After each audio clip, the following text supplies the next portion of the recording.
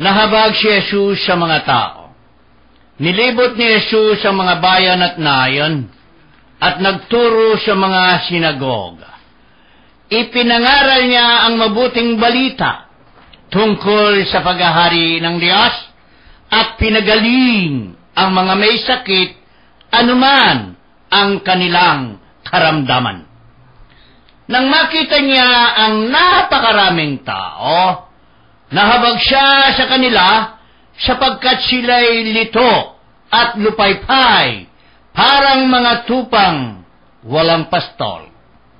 Kaya't sinabi niya sa kanyang mga alagad, sagana ang anihin, ngunit kakaunti ang mag-aani. Idalangin ninyo sa may-ari ng anihan na magpadala siya ng mga manggagawa sa kanyang aanihin. Ito po ay hingyan natin si Kuya Ben ng mga konting paliwanag upang hindi tayo magahol sa oras. Kuya Ben, ano ang mga paliwanag na ating masasabi rito? Ito po ay social doctrines of the church. Ito po yung tinatawag nating concern ni Jesus. Yung ating pong, tayo po ba ay concern din? Yan. Sa Jesus makikita natin na hindi lamang yung pagpapagaling, hindi lamang yung pagbuhay ng patay, kundi maging sa walang sakit, maging doon sa walang dinaramdam, maging doon sa buhay at malakas. May concern ang ating Panginoon. Ipinakikita niya ito. Sapagkat yung lito at lupaypay, hindi ito sakit. Pag sinabi nating sakit yung lito, iba ito. Lupaypay, pinanghihinaan lang ito. Wala po siyang sakit. Pero naroon ang pag-ibig ng ating Panginoon. Kaya't ano po ang sabi niya sa kanyang mga alagad? Sagana ang anihin, ngunit kakaunti ang mag-aani. Idalangin ninyo sa may-ari ng anihin na magpadala siya ng mga manggagawa sa kanyang aani. Napakaganda nito, Kuya Bert, na ang nakikita ng ating Panginoon ang mga tao na mananampalataya.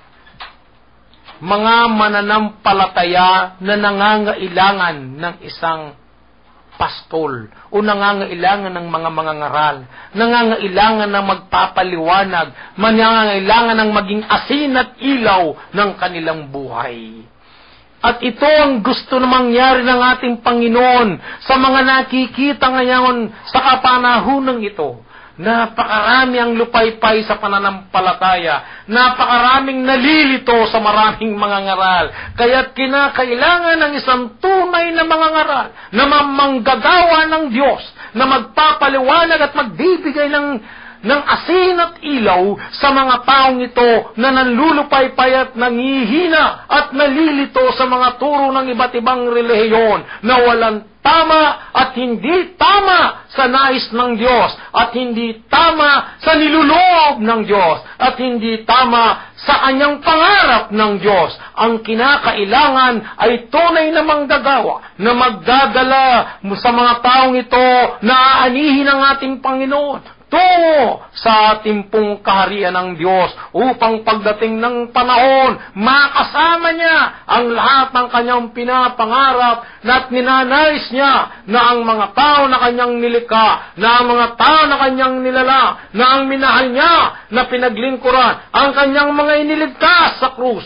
ay madala niya sa kaharian ng Diyos. Kaya sasagana at dadami kung ang mga manggagawa, tiya, maraming maliligtas kung ang mga manggagawang ito tunay na alagad, tunay na pinili, tunay na hinirang ng ating Panginoong Diyos na may kapangyarihang mangaral sa kanyang pangalan.